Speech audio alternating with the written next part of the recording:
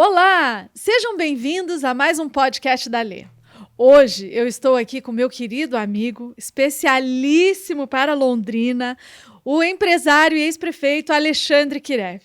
Muito bem-vindo, Alexandre. Eu que agradeço o convite, né? É um prazer estar aqui, realmente, uma amiga que eu tenho o maior respeito, é um prazer imenso participar do teu podcast. Muito obrigada. O Alexandre está aqui hoje para contar para a gente um pouco como foi essa jornada. Me sinto muito conectada, porque nós viemos do mundo do empresarial, né? Sempre foi executivo, não tem nenhuma história na política. Exato. Né? Eu também sempre trabalhando, estudando e sempre fora da política, né? A família estava, mas eu nunca me envolvi, até me filiei num partido somente no início desse ano, depois de ter tomado a decisão de realmente entrar para a política.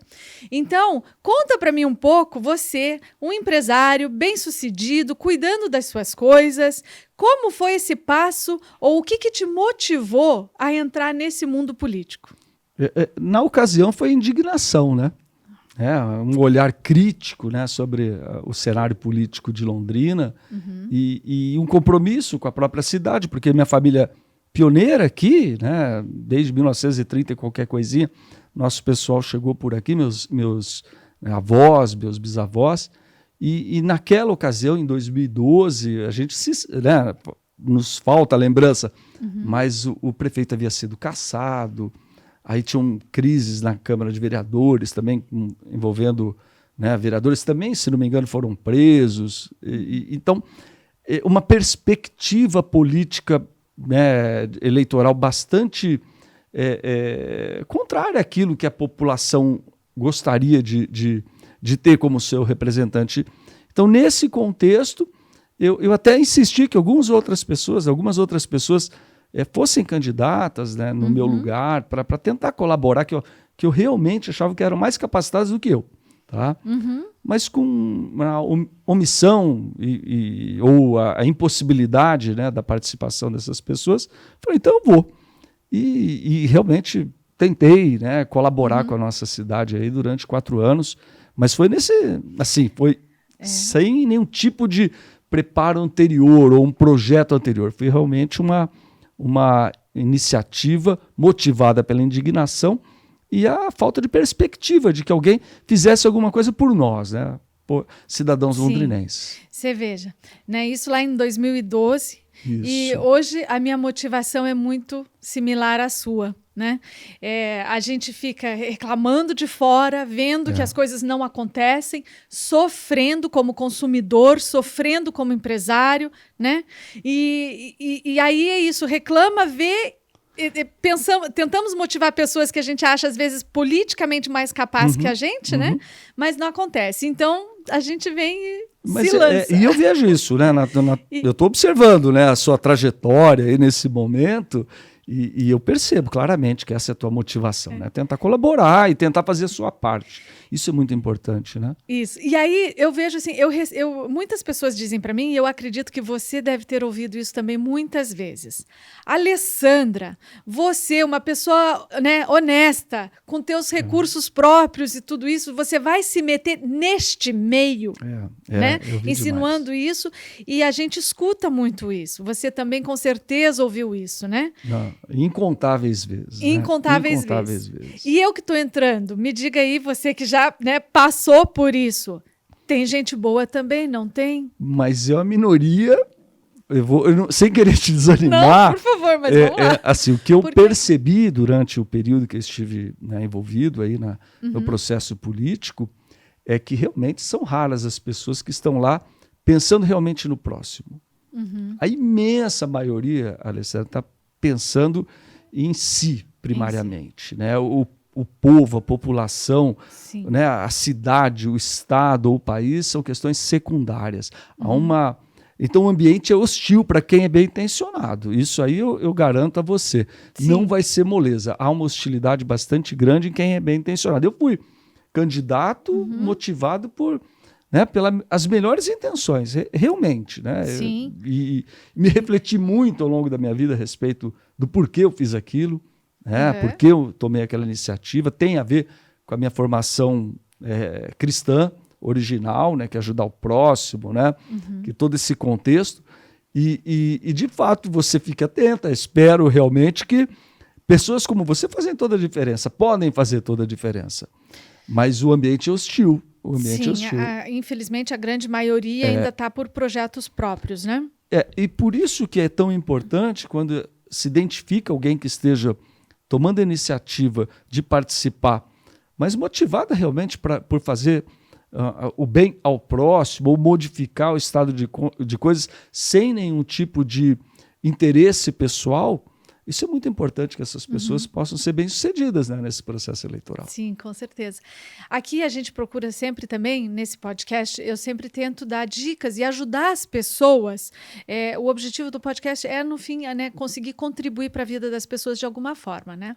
Então, eu sempre digo para eles aqui que a gente precisa, nesse momento de eleição, a gente precisa escolher com muito cuidado os candidatos, para justamente tentar identificar as pessoas diferentes, porque realmente a gente, né, na tela, a pessoa vem, ela vai sempre querer mostrar o melhor dela. Alguns falam muitas mentiras, tentando mostrar algo bom quando não tem, né?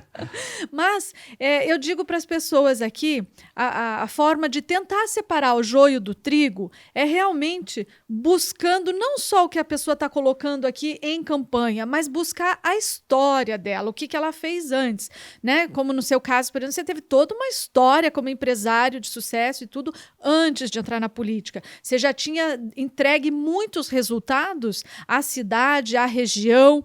Então, quando a gente... Normalmente, do jeito que a gente faz uma coisa, a gente faz todas as outras coisas, né? Então, uma pessoa já com resultados comprovados, com toda uma história de vida, juntando aí conhecimento, que você tem muito, né? E a experiência, consegue continuar contribuindo. E muitas pessoas que você olha e busca na história e ela nunca fez nada, não tem nada a contribuir. Então, a minha dica para todo mundo sempre é essa, de buscar a história das pessoas, né? Para poder escolher realmente em quem votar e não se deixar levar por esse calor de campanha. O que você diria, qual seria a dica que você pode dar para o nosso pessoal aí para separar o joio do trigo, para conseguir identificar entre todos os candidatos esses que estão bem intencionados dos que estão ali por projeto próprio? Eu acho que essa tua estratégia já é muito boa, né? Verificar ajuda. O passado, né? O que essa pessoa fez, qual foi a postura ao longo da vida dessa pessoa, de que forma ela colaborou, se envolveu com a sociedade, e mesmo individualmente, na sua vida privada, o que ela já fez, né? Qual o passado dela. É uma boa estratégia. Porém, não é fácil, né, no momento eleitoral, identificar, porque eu sempre tive muita dificuldade para entender como verdadeiros bandidos, né, conseguem se eleger, reeleger e assim por diante, e construir as oligarquias políticas que a gente costuma observar. E um dia isso caiu a ficha para mim, num dia que eu estava fazendo uma visita em campanha, numa comunidade bastante humilde, e que uma moça perguntou para mim se eu ia construir uma creche naquele local, né? E a minha resposta natural seria dizer que, olha, vou avaliar, né, e etc. Mas antes disso eu perguntei por que, né, que você precisa de né, tá perguntando, né, sobre isso. Ela falou, olha, o negócio é o seguinte, aqui na nossa região não tem creche, eu sou mãe solteira. Se eu for trabalhar, o Conselho Tutelar vem aqui e vai levar a minha criança, vai levar a criança de mim, né? E por outro lado, se eu ficar em casa sem trabalhar, essa criança vai passar dificuldades. Então, para mim, a creche é fundamental para a minha vida. E, nesse momento, eu percebi como atua esse político profissional e que não tem nenhum escrúpulo e só pensa em si. Ele identifica com muita facilidade as fragilidades do eleitor. E, na hora, ele promete. Ele fala, eu vou fazer a tua creche, você vai poder criar teu filho de forma tranquila, mas você precisa votar em mim. Ele não tem nenhum compromisso com a realidade dos fatos, se essa creche é viável, se isso vai acontecer no curto prazo ou no médio prazo. E, por outro lado, aquela mãe, aquele eleitor que tanto precisa, percebe que é mentira, mas cria uma esperança, né? E aí acaba sendo envolvido com esse processo de fraude eleitoral, de né, enganação, porque realmente são sociopatas, né? São bandidos, né, que roubam a esperança do eleitor. Muito mais do que dinheiro público, eles roubam a esperança, a oportunidade dessa pessoa, porque eventualmente alguém mais competente poderia criar a solução. Mas ele simplesmente promete aquilo que, de forma irresponsável, apenas para capturar o voto, pensando em si e não naquela pessoa que realmente está precisando desesperadamente de uma creche. Então, mais que nunca, a gente precisa realmente, principalmente a gente tem tantos candidatos para a reeleição, né?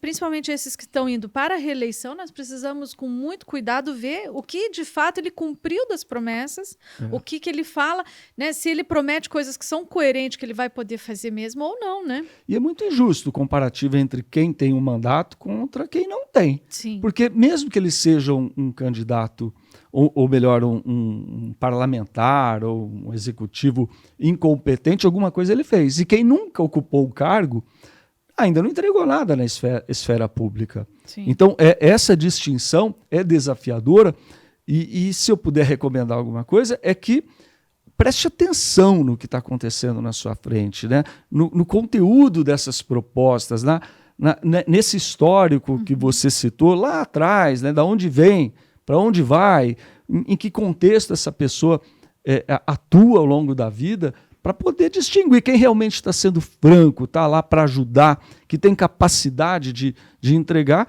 e quem está lá apenas para se arranjar, para construir a sua própria oligarquia familiar ou né, verdadeiras quadrilhas com seus apoiadores e assim por diante, e colocando a população numa condição secundária. Né? Perfeito. Kirev, a sua gestão foi muito bem sucedida. Foi modéstia à parte, assim, bem deixou de lado a modéstia. Foi bem sucedida. Foi uma gestão muito bonita, muito bem sucedida, muito limpa, né? Obrigado. Graças a Deus a gente não escutou absolutamente nada, foi tudo feito da melhor forma e você entregou bastante resultado na sua gestão. Tanto é que tinha muita expectativa de você ir para a reeleição e se manter ali, né? Então, duas coisas eu queria te perguntar. Uma a que você atribui o sucesso da sua gestão, claro, além de toda a sua capacidade intelectual e tudo isso, mas o que, né, como foi os pontos fortes da sua gestão, esse sucesso a que você atribui, e aí também realmente o porquê você não ter seguido. Bom, eu vou começar de trás para frente. Vamos Né? lá. Eu sou contra a reeleição, eu não acredito no Instituto da Reeleição. Eu realmente acredito na alternância de poder, na troca, essa permanente acréscimo de iniciativas, né, que toda nova gestão, né, tem capacidade de incluir. Né? Sempre um novo gestor coloca algo de novo, um olhar diferente, isso acrescenta. Eu acho isso muito positivo. E eu prometi na campanha que eu não iria disputar a reeleição, porque eu sou contra, avisei lá em 2012 e cumpri. E talvez essa, entre outras manifestações que eu cumpri, que eu tenha cumprido, tenha sido a base do sucesso da gestão. Eu realmente eu busquei cumprir aquilo que eu me propus a fazer. Então, realmente combater a corrupção, modificar um estado de coisas que existia na cidade, numa relação promíscua entre o poder público e o poder privado, o executivo e o legislativo, que a sociedade não aguentava mais, né? Que ela gostaria que isso fosse modificado. E isso foi feito ao longo dos 4 anos. As medidas estruturantes que nós havíamos abandonado e cedendo ao longo né, no passado mais recente, estavam sendo substituídas por intervenções de curto prazo, mais tendendo ao populismo do que realmente aquilo que faz a mudança ou a diferença para uma cidade, que são as medidas estruturantes. Então, eu acredito que tenha sido isso, né? O cumprimento daquilo que eu me propus a fazer durante a campanha. Então, eu segui fielmente aqueles posicionamentos, teu plano, aquele projeto, que foi com apresentado. Muita franqueza, com muita honestidade, com muita transparência, com humildade também, porque eu sempre ouvi demais o meu entorno, as pessoas, Eu até estava comentando aqui, antes de iniciar, que talvez eu tenha sido o primeiro gestor que manteve o Facebook aberto depois de eleito. Eu mantive. E eu, aos domingos, ainda antes das lives, né, eu escrevia lá no meu Facebook, eu estou online. E aí as pessoas conversavam comigo e perguntavam e criticavam, e eu prestava muita atenção. Eu me lembro que, às vezes, eu publicava uma rua que eu havia asfaltado. Né? Por exemplo, a rua X, lá, Souza Naves. Eu tirava uma foto e colocava no Facebook. Mas não era para mostrar o que eu havia feito, era porque eu sabia que as pessoas iam falar, precisa fazer aqui, aqui, aqui. Era apontar os erros. E aí eu lia tudo aquilo lá, que lá me chamava muita atenção. Do exemplo do asfalto, mas isso valia para tudo. Contratamos médicos em tal lugar, abrimos um posto de saúde em tal lugar. Então, essa interação, assim, franca, feita pessoalmente, eu não tinha nem assessoria para fazer isso, era eu que fazia, cara a cara. Isso aí eu acredito que tenha contribuído bastante. Perfeito, que legal. Isso também é uma das minhas propostas, essa transparência e esse contato. Tem que ter. A gente precisa estar ouvindo, né? Tem que ter, é fundamental, porque por mais duras que sejam as críticas e os comentários, e o pessoal não amassa, né? Não tem, ninguém amacia, não. O pessoal escreve para valer. Mas tem que prestar atenção, principalmente nas críticas, porque os elogios são uma delícia, né? Sim. São maravilhosos, mas é na crítica que a gente aprende, na contradição, no contraponto. E é na crítica que tem a possibilidade de crescer e resolver, né? Exatamente. Se tá bom, não tem muito o que fazer. A gente precisa arrumar o que não tá. Exatamente. Perfeito. E me diga uma coisa, você considera o período de 4 anos curto, bom, longo, adequado, falta? Eu não reclamo dos 4 anos, não. Eu acho que foi um bom período. Dá para fazer o que precisa ser feito? Dá. O que não pode é, ao se encerrar esses 4 anos, um sucessor abandonar tudo aquilo que está em andamento. Então, a institucionalização de projetos, sob o ponto de vista legal, né, do legislativo, é muito importante para que eles tenham continuidade. Eu fui um grande... como é que é? Eu concluí muitas coisas que já vinham da gestão anterior. Eu tive esse cuidado, não deixei nada para trás. Perfeito. Tudo aquilo que já estava em andamento, eu fiz questão absoluta de construir, mesmo que não fosse exatamente uma prioridade sob a minha ótica, mas não há nada pior do que um investimento abandonado, né? É dinheiro enterrado, né? No meio do caminho. Sim. Então isso foi uma obsessão, terminar aquilo que já havia sido iniciado, e isso eu consegui. Uma das coisas que a gente observa assim, nas funções do executivo é que não se prepara sucessores. Por isso até eu perguntei um pouco sobre o tempo de 4 anos, porque meu pai defendia, e eu acho assim, eu tenho pensado muito sobre isso, que o tempo fosse de 6 anos, sabe? Ele defendia numa reforma política uns mandatos de 6 anos para os cargos de executivo e sem reeleição. Meu pai também era muito contra a reeleição. Eu também sou, eu acho que a gente não deve, porque isso, a oxigenação é importante, a política tem que entrar na vida das pessoas como uma contribuição, não como carreira. Exato. Né? Exato. Então, por todos esses motivos, eu também penso isso. Mas aí, quando eu vejo, só que eu não tive a experiência de estar ali 4 anos para poder dizer se isso é pouco, muito, suficiente. Mas o que eu percebo também é isso. Falta preparar sucessores nos cargos executivos. Muito difícil, né? Qual é a maior dificuldade em relação a isso? Porque como empresário, vamos lá puxar o gancho para nossa origem, uma das grandes preocupações da gente nas empresas é a sucessão. É a sucessão, né? E a gente acorda e dorme pensando nisso, e às vezes até em departamentos, em questão de gerências e tudo, você vai pensando, quem vem, quem vai ser depois para... Então, qual é essa enorme dificuldade de, nos cargos executivos que são tão importantes, essa sucessão, da gente conseguir preparar um sucessor? É que tem uma variável que na iniciativa privada não existe, que é a população e o processo eleitoral, né? Tem que combinar com os russos, né?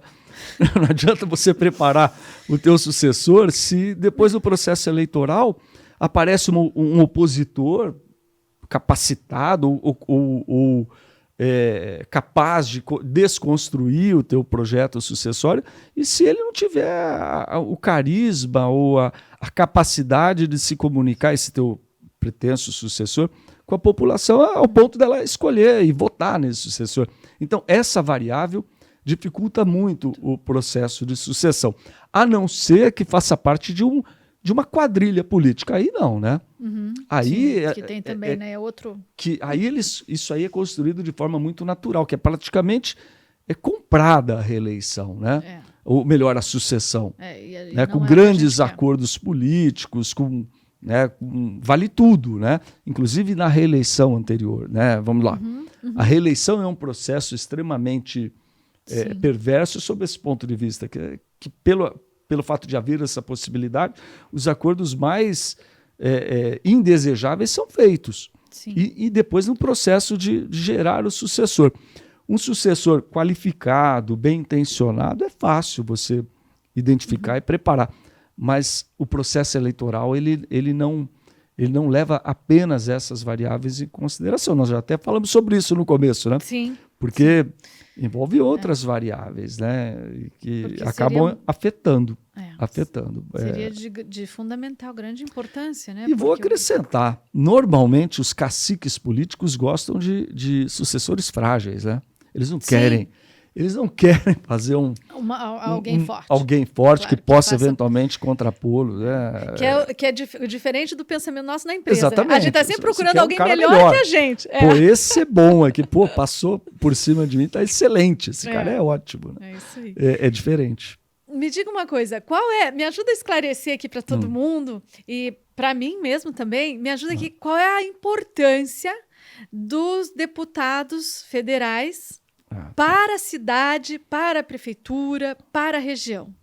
Bom, vamos lá. Eu vou primeiro fazer aí uma consideração que o deputado federal ele está lá para legislar, né? Ele tem uma agenda, né, de nacional que é super importante e tem ainda bandeiras que são, né, que vão muito além das questões municipais e que esses candidatos precisam estar preparados. Eu imagino, eu não sei qual que é, eu não acompanhei com tanta profundidade os teus posicionamentos, mas eu imagino que você seja uma pessoa preocupada com uma reforma tributária, né, uma reforma administrativa, uma agenda ambiental equilibrada, né, essas questões que vão muito além das questões municipais. Por outro lado, nós temos aqui a nossa comunidade. Então, esse deputado federal precisa estar atento às demandas locais, ter uma capacidade de relacionamento com as lideranças locais, identificar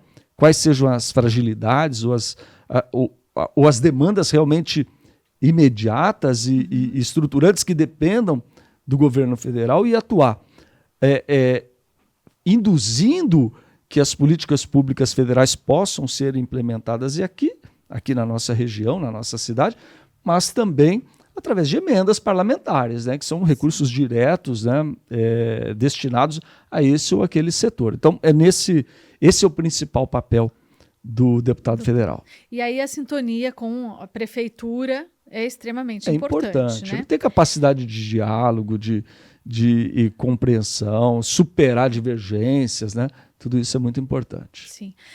O pior cenário é você ter um deputado federal que seja opositor ao prefeito. Ele não pode, mesmo que sejam de partidos diferentes, ele tem que ter uma posição de colaboração, ele tem que ter altivez de ajudar. Então, aí nesse sentido, aquele deputado federal que tem uma ambição eleitoral de ocupar a prefeitura na sequência, às vezes gera um conflito. Então, isso vale a pena prestar atenção.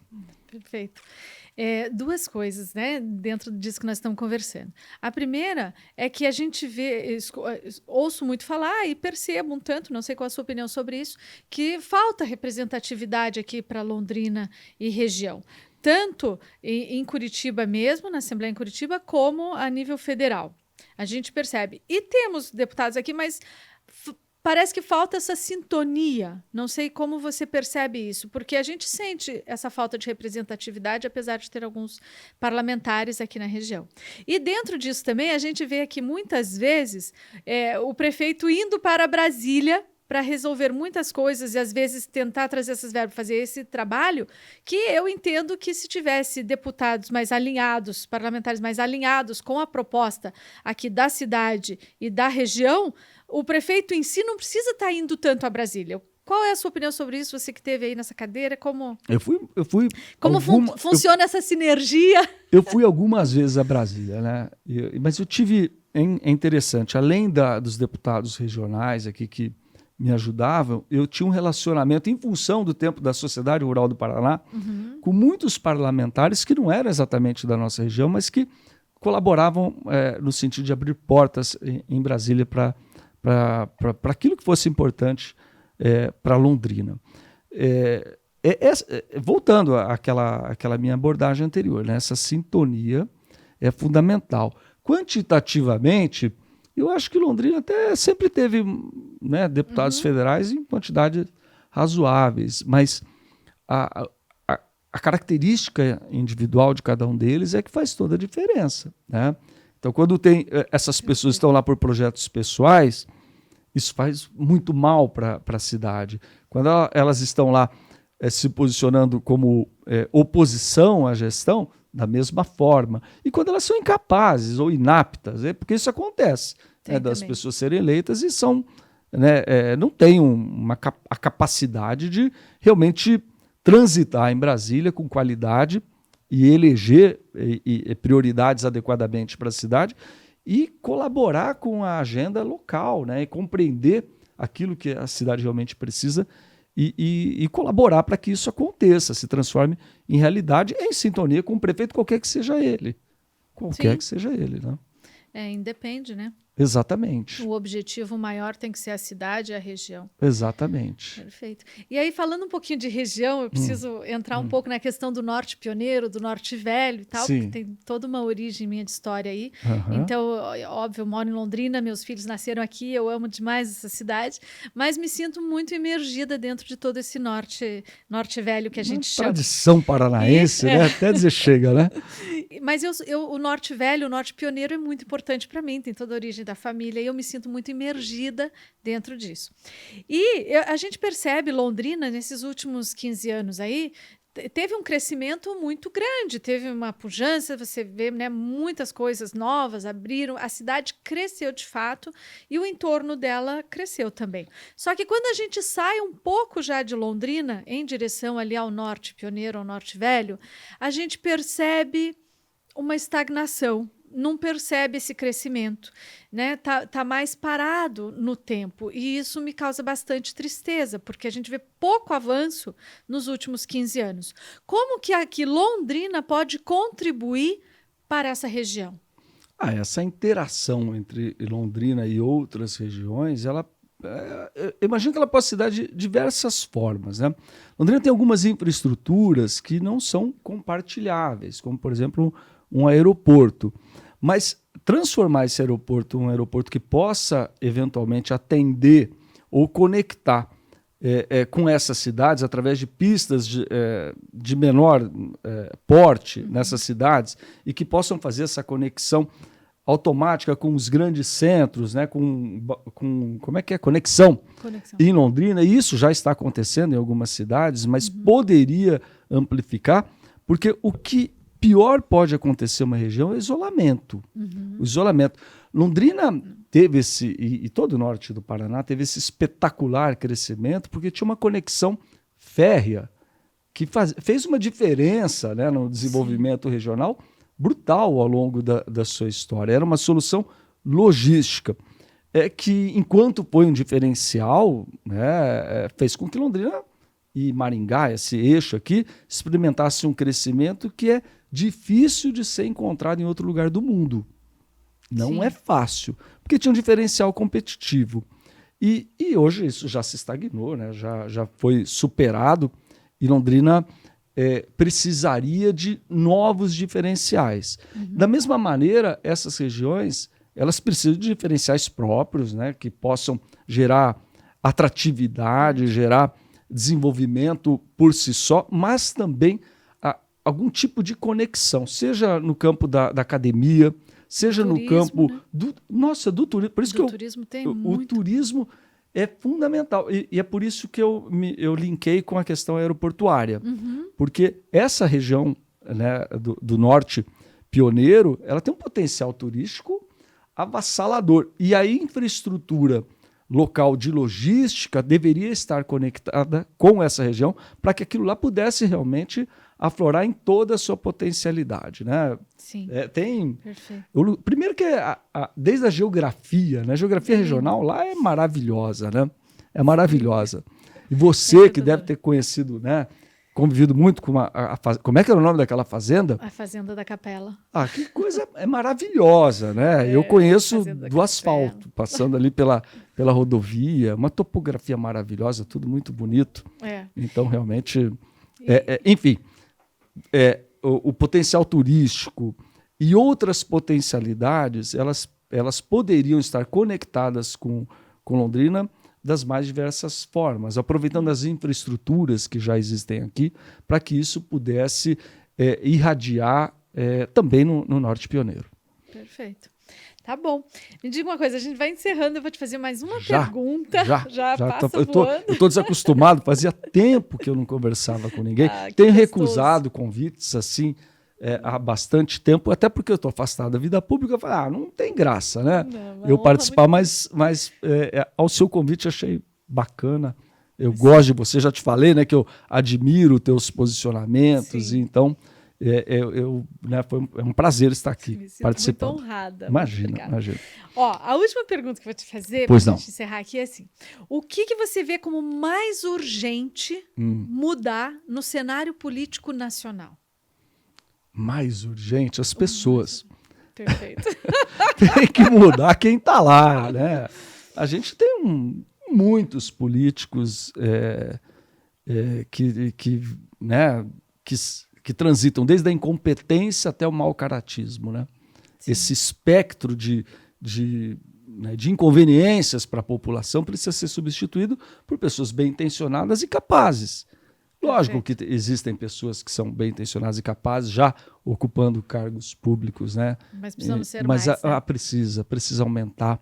Eu acho que essa é a principal mudança, trocar as pessoas. Né? O resto, nós não temos tantos problemas estruturais assim, do seu ponto de vista da organização política. O nosso problema são aqueles que ocupam o espaço político, na minha opinião. Perfeito.